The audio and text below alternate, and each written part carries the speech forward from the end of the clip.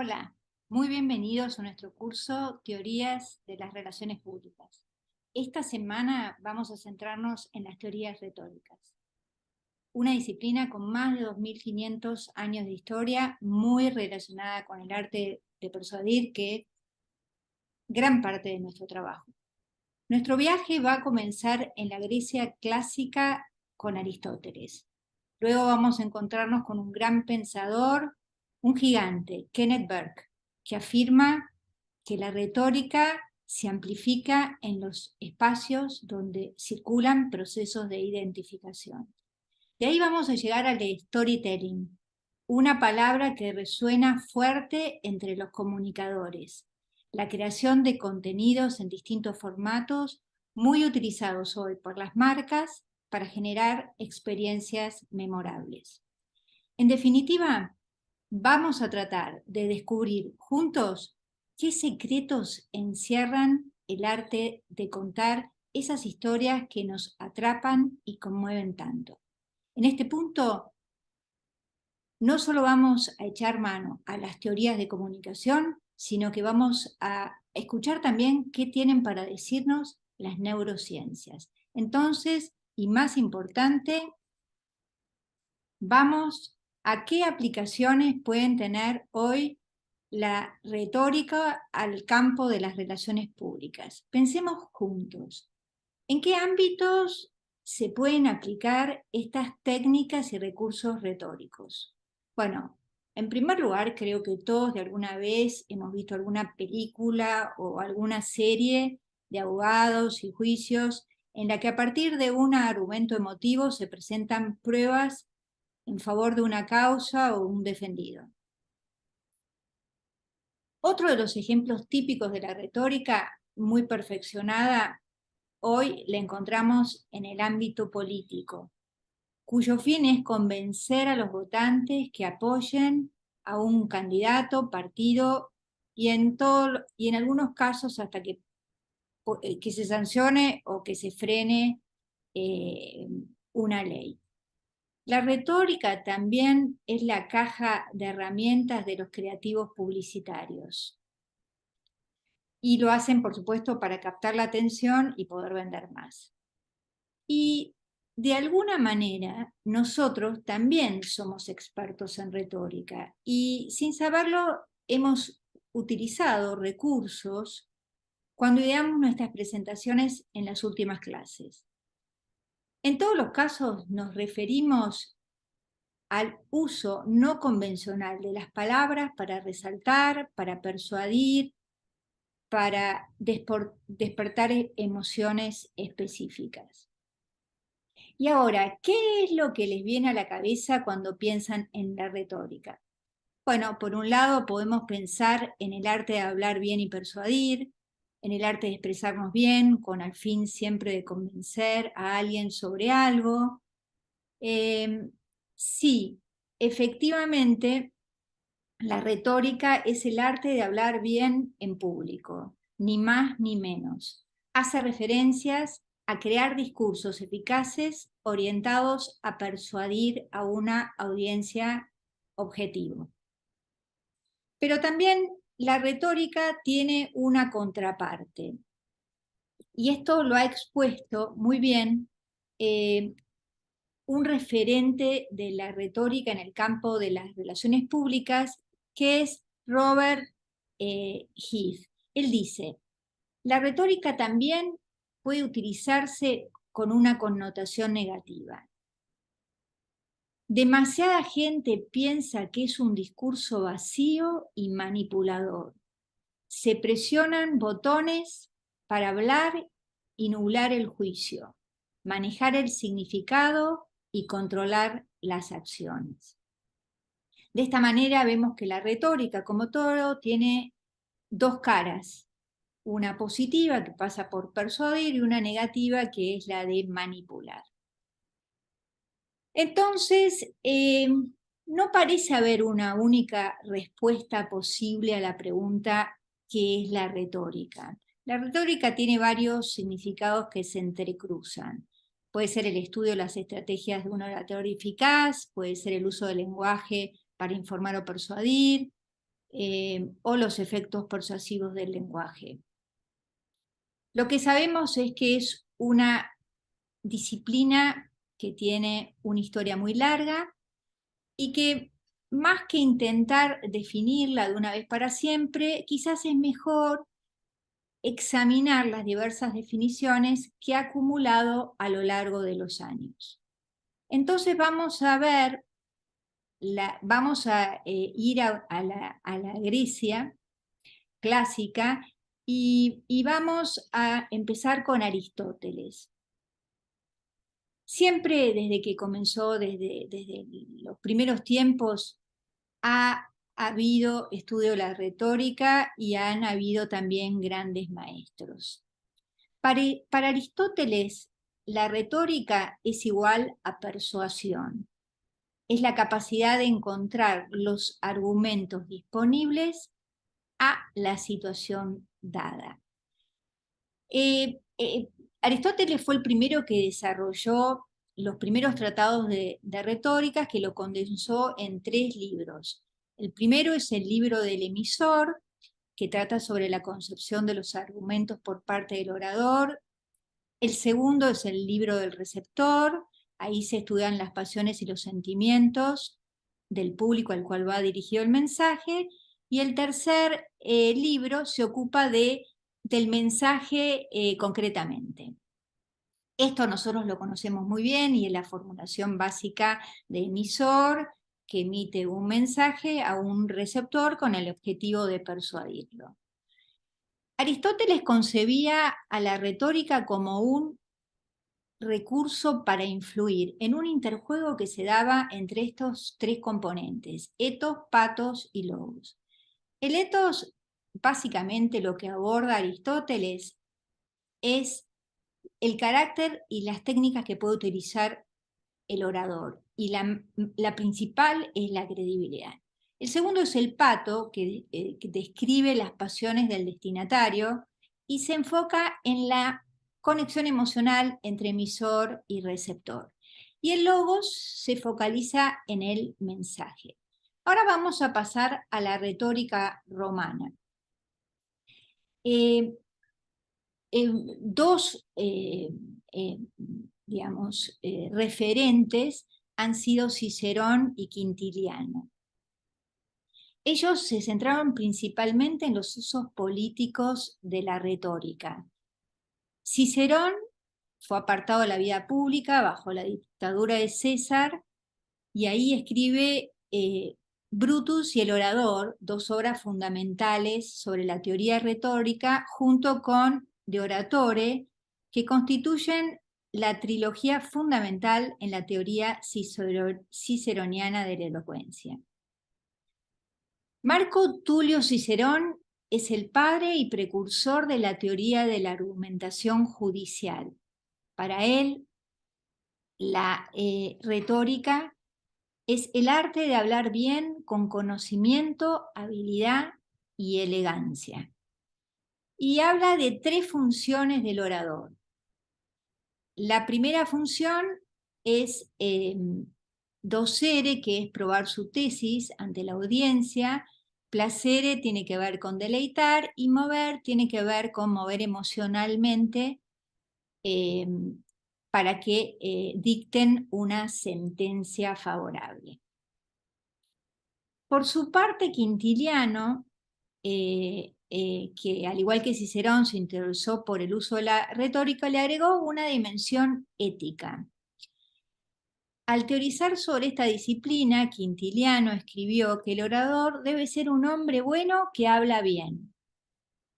Y uno de los grandes aportes que él hace es el de la pedagogía. Él dice: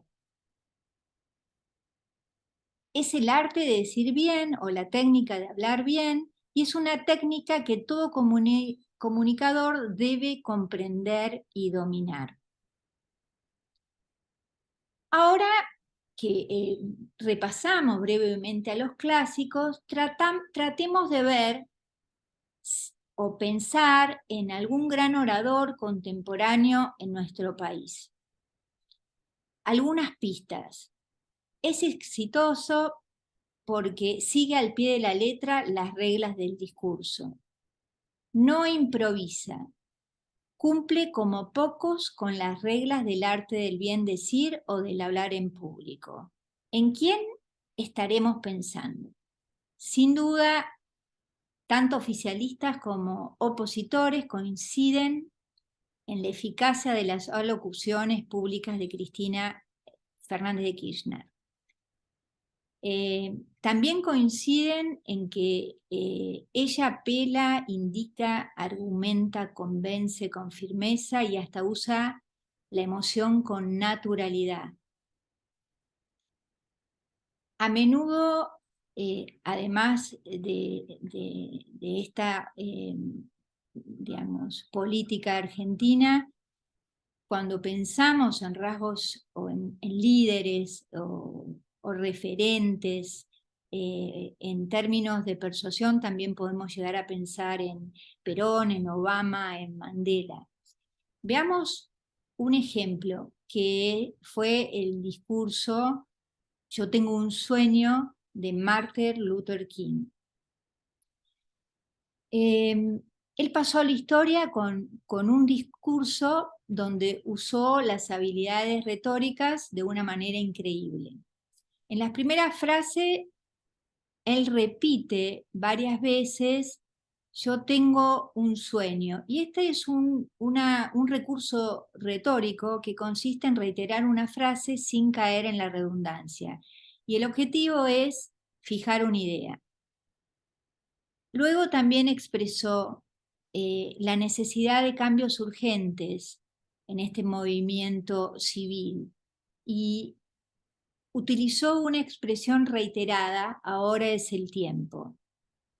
David Garrow, que es el autor de la biografía de King y ganadora del premio Pulitzer, calificó al discurso como el legado retórico de toda una vida, un llamamiento que dio a conocer la fuerza moral de la causa del movimiento por los derechos civiles a millones de personas.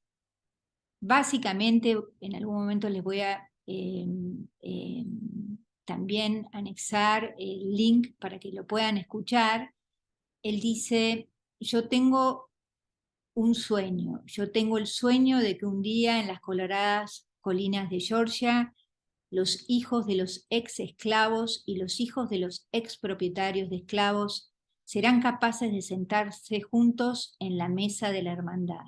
Yo tengo un sueño de que mis 4 hijos pequeños vivirán un día en una nación donde no serán juzgados por el color de su piel, sino por el contenido de su carácter". Y así sigue. Ahora que repasamos algunos, digamos, toda la tradición greco-latina de la retórica, vamos a adentrarnos en el mediados del siglo XX, y vamos a hablar brevemente de la nueva retórica.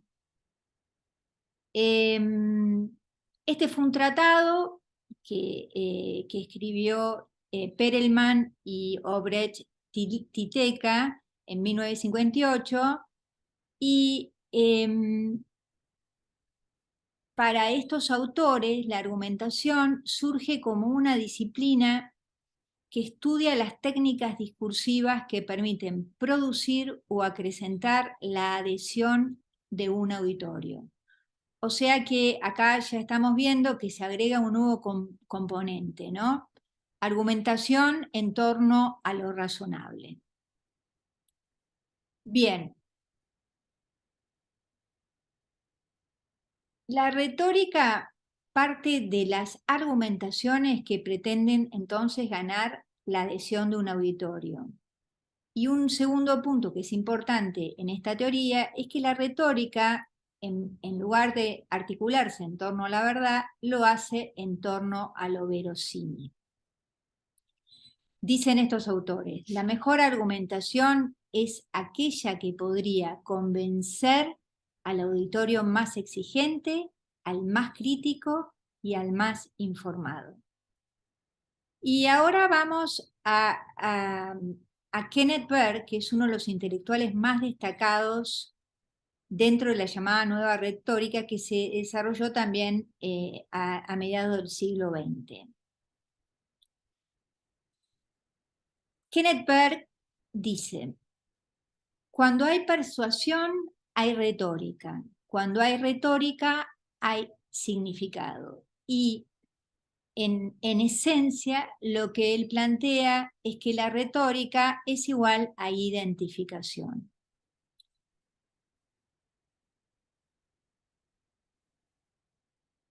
Para Berg, que es uno de los gigantes entre los teóricos simbólicos, cualquier discurso es creador de significado. Donde hay entonces símbolo, hay, hay retórica, y entonces lo que estaría diciendo es que en todas partes y en todo momento hay procesos comunicativos de creación de significado. Entonces, Berg, con un enfoque dramatúrgico y narrativo de la comunicación, define la retórica como un mecanismo de identificación y dice: sin identificación no hay persuasión. Solo persuades a un hombre en la medida en que puedes hablar su idioma, con el habla, el gesto, la tonalidad, la imagen, la actitud, la idea, identificando tus formas con las suyas. Él aclara que la identificación puede ser consciente o inconsciente, natural o planeada, y esto lo podemos como simplificar con la idea de un diagrama de Venn. Él dice que a mayor identificación entre dos personas, mayor posibilidad de que se encuentren en significados compartidos, y por lo tanto lo que se va a tener es un entendimiento común. Y habla de tres fuentes de identificación. Las fuentes materiales, en las fuentes materiales la identificación resulta de compartir el mismo auto, la misma computadora, la misma ropa. En la identificación por recursos ideales viene de compartir las mismas actitudes, ideas y sentimientos. Por ejemplo, pertenecer a una misma iglesia o a un partido político. Y las formales vienen de participar de un mismo evento, por ejemplo, un simposio o lo que fuere. Digamos, sintéticamente, lo opuesto de identificación es la división. Y a través de la comunicación se puede ampliar la identificación, el significado compartido y por lo tanto el entendimiento. Berg concibe a la retórica, este es otro punto importante, como un desencadenante de la acción. ¿Esto qué quiere decir? Que para él la comunicación implica el uso de símbolos verbales con el objeto de despertar una respuesta emocional. Dice también: el uso de las palabras por parte de los agentes humanos para formar actitudes o inducir en otros agentes humanos. Y él habla de tres estrategias para ampliar los niveles de identificación, que son apelar a puntos en común o de estos denominadores comunes, identificación a partir del uso del nosotros, y identificación también que viene de, por ejemplo, de un enemigo común. Y ahora sí nos metemos en el paradigma narrativo de Walter Fischer. hasta ahora nosotros, cuando hablamos de retórica, hablamos de, mayormente la podemos escribir en un modelo racional. Para Fisher, las historias son más persuasivas que los argumentos. Fisher dice, el paradigma narrativo es una teoría que sugiere que los seres humanos son narradores naturales y que una buena historia es más convincente que un buen argumento. ¿Cómo define a una narración? Dice, es cualquier relato, verbal o no verbal, imágenes fijas o en movimientos, de eventos conectados que tienen un principio, un medio y el final de un argumento, a los cuales se le puede asignar un significado. Entonces, él contrapone el paradigma narrativo y el paradigma racional y dice, los humanos son narradores de historia. Para el paradigma racional, los humanos son racionales. Para el paradigma narrativo, la toma de decisiones y la comunicación se basan en buenas razones. Para el paradigma racional, la toma de decisiones se basa en argumentos. Y continúa.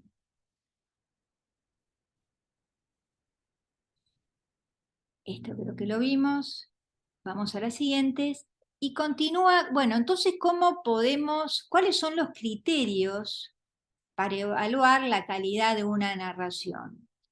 Y él dice que evidentemente no todas las historias son efectivas o igualmente efectivas, pero que para que las historias, los criterios para establecer la calidad de la narración son que sean probables o coherentes y que exhiban fidelidad. La contribución más notable de Fisher fue su formulación del enfoque narrativo de la retórica y la teoría de la comunicación. Esto se puede resumir en 4 puntos. Los seres humanos son narradores naturales. La toma de decisión y la comunicación se basan en buenas razones, no en racionalidad. El carácter, las experiencias y el contexto cultural determinan nuestras buenas razones. Y por último, las historias que contamos tienen que seguir la pauta de la racionalidad narrativa, es decir, como dijimos antes, que sean probables y que exhiban fidelidad.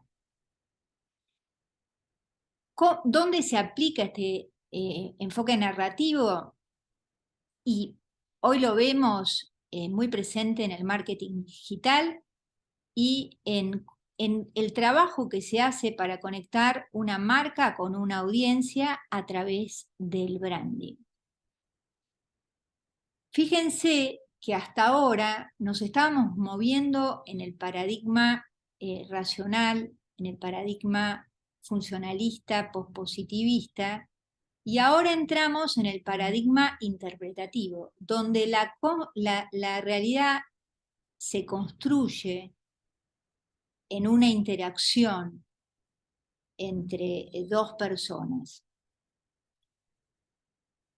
Bien, ahora vamos a ver cómo este resumen muy rápido que hicimos de los principales referentes de la retórica, cómo se llevan al campo de la comunicación y de las relaciones públicas. Lo primero es que ahora, en lugar de tener un emisor que trata de persuadir, la que trata de persuadir es la organización, por tanto tenemos una organización como oradora. Cheney fue quizás uno de los que más aplicó la retórica a la comunicación organizativa, y él dice, Gran parte de la retórica implica que las organizaciones hablen invocando la situación retórica tradicional, orador, mensaje público. En la comunicación organizacional, sin embargo, la situación retórica se percibe como más complicada que la de Grecia, etc. La comunicación organizacional considera que la situación retórica consiste en muchas organizaciones que se dirigen a muchos públicos a través de múltiples medios y en busca de una esquiva identidad estable. Esa es la definición y cómo complejiza el panorama de la organización como oradora Cheney. Concretamente, en el campo de las relaciones públicas tenemos a Robert Heath y a Elizabeth Toth. Y Elizabeth Toth lo que dice es que la retórica o la perspectiva retórica de las relaciones públicas tiene 4 dimensiones: la simbólica, la humanística, la dialógica y la crítica. Y Robert Heath suma esto lo siguiente como definición. ¿En qué consiste la retórica? Consiste en utilizar el discurso para guiar los juicios y las opiniones de los públicos estratégicos hacia interpretaciones que fomenten el entendimiento justo y honesto, además de apoyar decisiones responsables. De alguna manera, acá nuevamente se pone el acento en la ética. Para evitar, recuerden que fue Heath el que hablaba de que hay también una concepción de la retórica como manipulación. Y esto sería como el remedio para evitar esto. Entonces, ¿cuál es la redefinición de las relaciones públicas desde la retórica? Nosotros partimos de definir las relaciones públicas desde la mirada o la tradición funcionalista como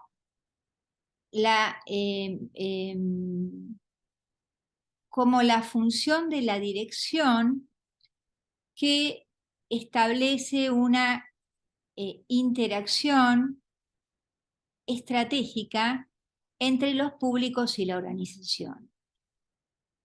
Esa es la mirada que tenemos hasta ahora, que es la mirada con la cual normalmente definimos las relaciones públicas. Desde la visión retórica, es una función de la dirección que retóricamente adapta las organizaciones a los intereses de la gente y los intereses de la gente a las organizaciones, mediante, y acá esto es muy importante, la co-creación de significado. El significado se crea en la interacción y en la codirección de las culturas, porque el marco interpretativo siempre está, valga la redundancia, enmarcado en un contexto cultural. Bien, entonces, 2 aprendizajes de esto es que lo que vemos es que este enfoque puede dar cuenta de los aspectos simbólicos de la comunicación y a su vez ofrece una práctica ética y pragmática. Y ahora sí, es el momento de roquear nuestros conocimientos. Vamos al quiz de la perspectiva retórica de las relaciones públicas y en grupos vamos a ir viendo qué fue lo que encontraron para cada una de las respuestas. Bien, las referencias sobre este brevísimo video que les grabé sobre la tradición retórica la tienen por acá. Y por último, entonces, les doy las gracias y nos encontramos para discutir en nuestro foro.